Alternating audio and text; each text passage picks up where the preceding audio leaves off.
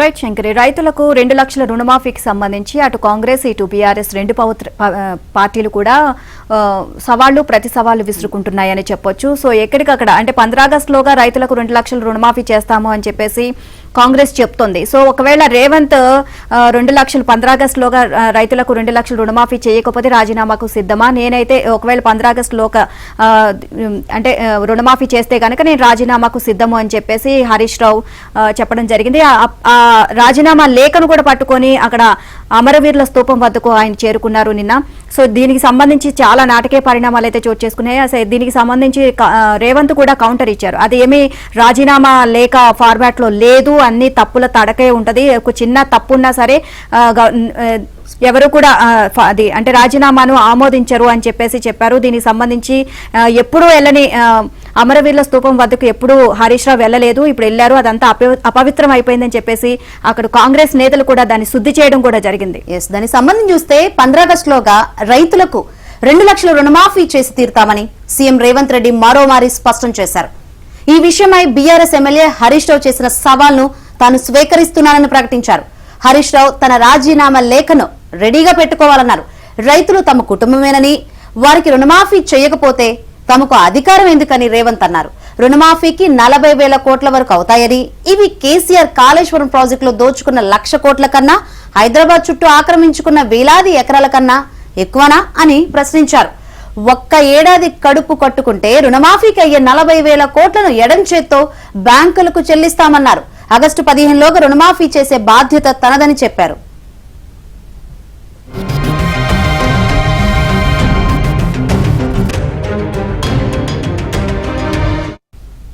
శుక్రవారం Congress party social media warriors తో CM Revanth సమావేశమయ్యారు. ఈ సందర్భంగా ఆయన మాట్లాడుతూ మోసం చేయాలి అనుకున్న ప్రతిసారి హరీష్ రావుకు అమరవీరుల స్తూపమే గుర్తుకొస్తుంది అన్నారు. అమరవీరుల స్తూపాన్ని తన మోసానికి ముసుగులా హరీష్ రావు మార్చుకున్నారు అని విమర్శించారు. ఇన్నాళ్లుగా ఆయన ఎప్పుడైనా అమరవీరుల స్తూపం వద్దకు వెళ్లారా అని ప్రశ్నించారు. హరీష్ రావు అతి తెలివి ప్రదర్శిస్తున్నాడు.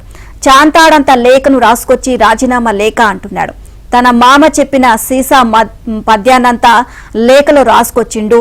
రాజీనామా లేఖ అలా ఉండదు. స్పీకర్ ఫార్మాట్ లో రాజీనామా లేఖ లేకపోతే ఆ రాజీనామా చెల్లదు.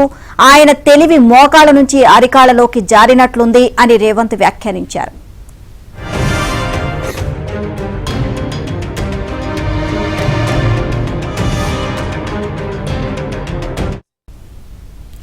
అయితే అంతకు ముందు నా రాజీనామా లేఖతో నేను గన్ పార్క్ కు వచ్చా. సవాల్ విసిరిన సీఎం రేవంత్ రెడ్డి ఎక్కడా? ప్రజలను మోసం చేసినందుకే ఆయన ఇక్కడకు రాలేదు అని హరీష్ రావు పేర్కొన్నారు.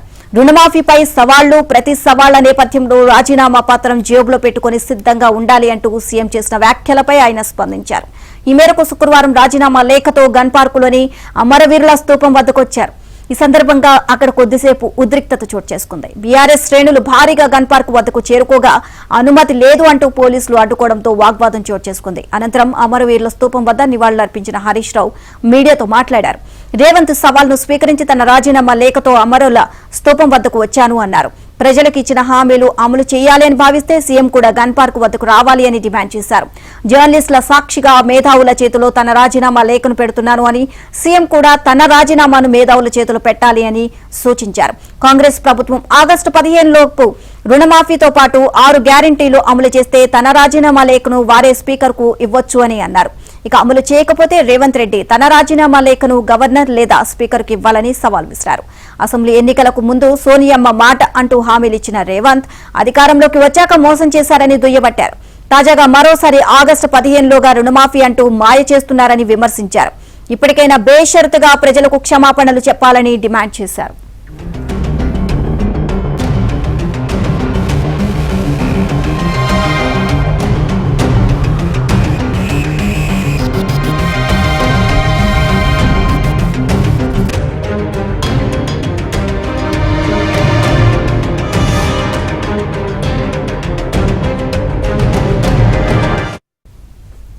మరోవైపు కాంగ్రెస్ ప్రభుత్వాన్ని కూల్చేందుకు కుట్రలు జరుగుతున్నాయని సీఎం రేవంత్ వ్యాఖ్యానించారు.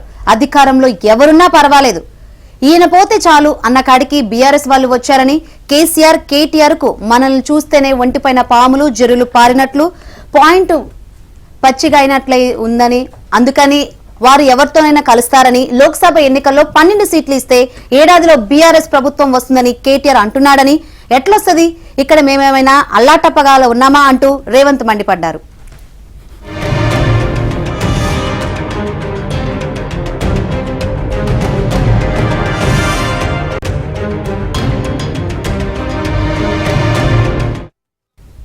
సోషల్ మీడియా వారియర్లు అప్రమత్తంగా ఉండి ఈ కుట్రలను తిప్పికొట్టాలని సూచించారు. కేసీఆర్ ను ఓడించడం సెమీఫైనల్ అయితే ఇప్పుడు మోదీని ఓడించడం ఫైనల్ అని వ్యాఖ్యానించారు. కాంగ్రెస్ ని ఎలాగైనా ఓడించాలని చూస్తున్న మోదీ, అమిత్ షా కిరాయి మనుషులను పెట్టుకుని తప్పుడు వార్తలు ప్రచారం చేస్తున్నారని ఆరోపించారు. ప్రజాస్వామ్యంపై, రిజర్వేషన్లపై బీజేపీ దాడులు చేస్తోంది అని, దీనికి మతాన్ని, ఏజెన్సీలను ఉపయోగించుకుంటోంది అని ధ్వజమెత్తారు.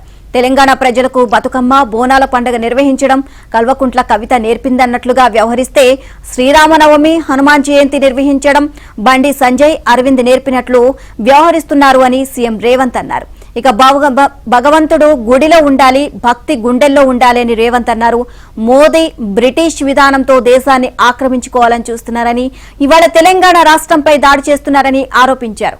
బీజేపీ అంటే బ్రిటిష్ జనతా పార్టీ అని రేవంత్ రెడ్డి వ్యాఖ్యానించారు.